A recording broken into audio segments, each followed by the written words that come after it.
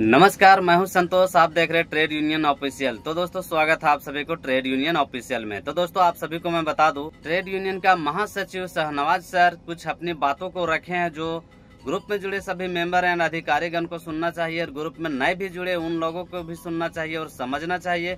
बहुत ही अच्छा सुझाव और विचार दिए हैं, इसलिए आप लोगों को बीच वो उस वीडियो को मैं प्ले करना चाहूंगा, आप लोगों को दिखाना चाहूंगा जो शाहनवाज सर ने अपनी बातों को वीडियो के माध्यम से रखे हैं।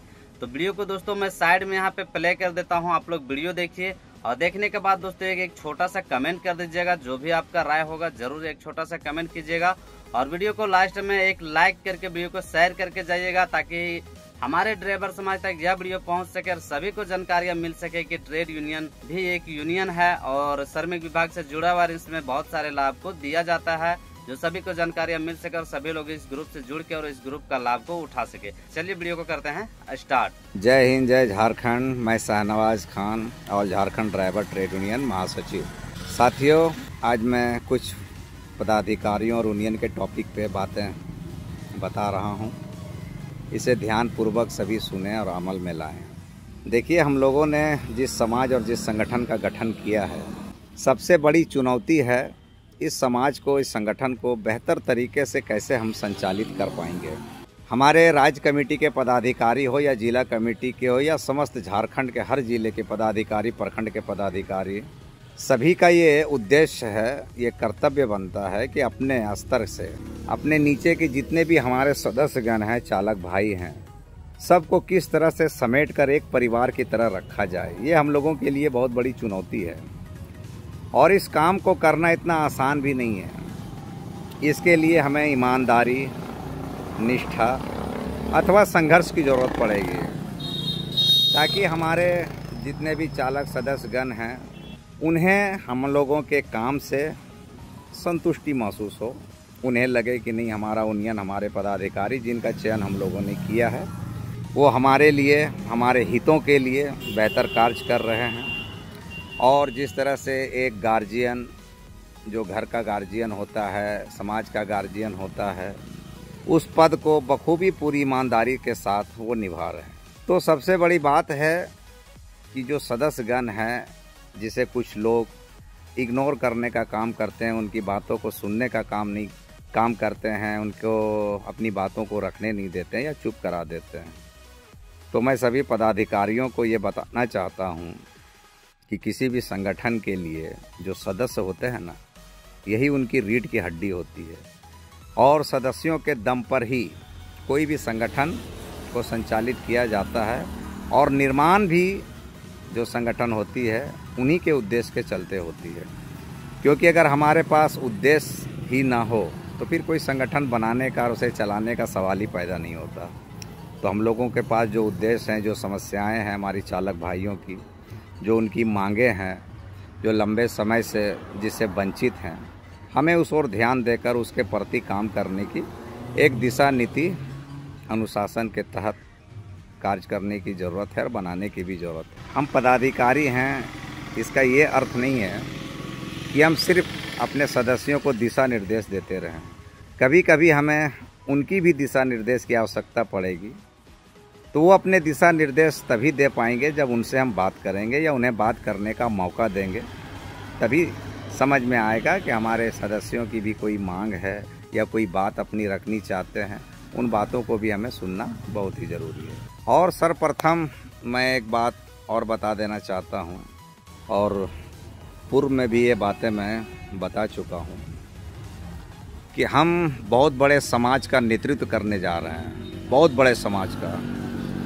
इसका आकलन भी हमें और आपको नहीं होगा कि यह समाज की कुल आबादी कितनी है। और इतने बड़े समाज जब आपके साथ जुड़ेंगे तो आपके कर्मों को देखकर जुड़ेंगे, आपके व्यवहार को देखकर जुड़ेंगे, आपकी विचारधारा को देखकर जुड़ेंगे, आपके काम करने के तरीके को देखकर जुड़ेंगे, आपके द्वारा दी जाने वाली मान सम्मान को देखकर लोग आप पे विश्वास करेंगे।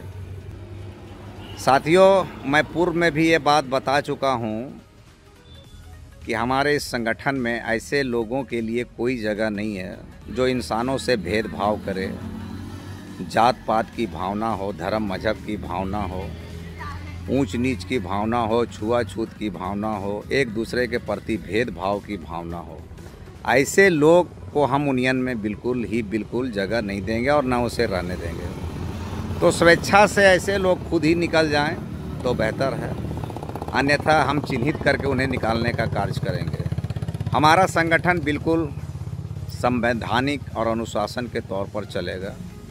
चाहे कार्यकर्ता हो, सदस्य हो, ड्राइवर भाई कोई भी हो या पदाधिकारी हो, सभी को एक समान मान और सम्मान देने का कार्य आप कर सकते हैं तो इस संगठन को आप बेहतर तरीके से संचालित कर सकते हैं। ये काबिलियत आपके अंदर होनी चाहिए।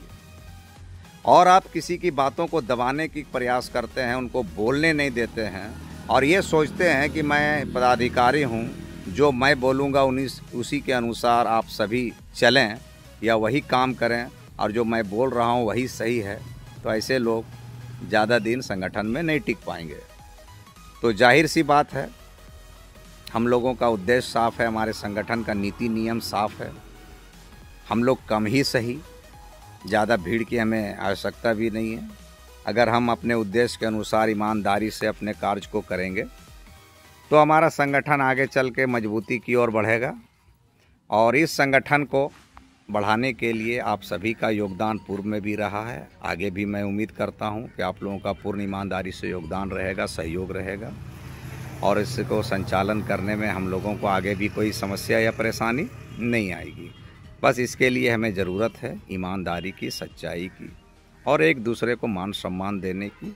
किसी को ऊंच नीच, छोटा बड़ा समझने की नहीं है, क्योंकि हमारा यूनियन चुनावी प्रक्रिया पर टिका हुआ है। इस बात को सभी समझिए, क्योंकि एक सीमित समय है सभी के पास। किसी के पास 1 साल का समय है, किसी के पास 3 साल का समय है। अब इन 1 सालों में और 3 सालों में आप अपनी काबिलियत, ईमानदारी, निष्ठा और संघर्ष को अपने सदस्यों के बीच, अपने क्षेत्र में, प्रखंड में, जिला में कर दिखाएं और साबित करें कि मैं इस योग्य हूं और हमारे अंदर ये योग्यता है कि मैं इस संगठन को बेहतर तरीके से एक परिवार की तरह संचालित कर सकता हूं। तो आप आगे भी आपको मौका मिलेगा गार्जियनशिप निभाने का, पदाधिकारी बनने का। हो सकता है कि हमारी ओर से, हमारे राज्य कमेटी की ओर से बेहतर काम करने वाले को उन्हें हम सम्मानित करने का भी कार्य करेंगे।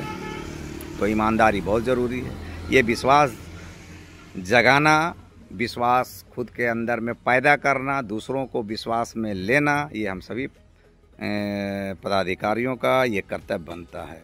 और आने वाले दिनों में हम लोग जूम मीटिंग के माध्यम से प्रयास करेंगे कि हमारे सभी सदस्यों के साथ रूबरू बातचीत हो, फेस टू फेस बात हो, ताकि उनकी बातों को भी हम लोग सुन पाएँ, उनकी सवालों का जवाब दे पाएँ और ये समझने में हम लोगों को आसानी हो कि आगे हमारा संगठन मजबूती की ओर कैसे बढ़ेगा।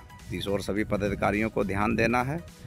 इसलिए फिर ज़रूरत पड़ेगी, मैं आगे भी इस तरह के कुछ आप लोगों के बीच बातें रख कर आप तक पहुँचाने का कार्य करूँगा। फ़िलहाल इतनी बातों के साथ आप लोग बेहतर तरीके से इस बात को समझें और आप लोग समझदार हैं, पढ़े लिखे भी हैं, जागरूक हैं।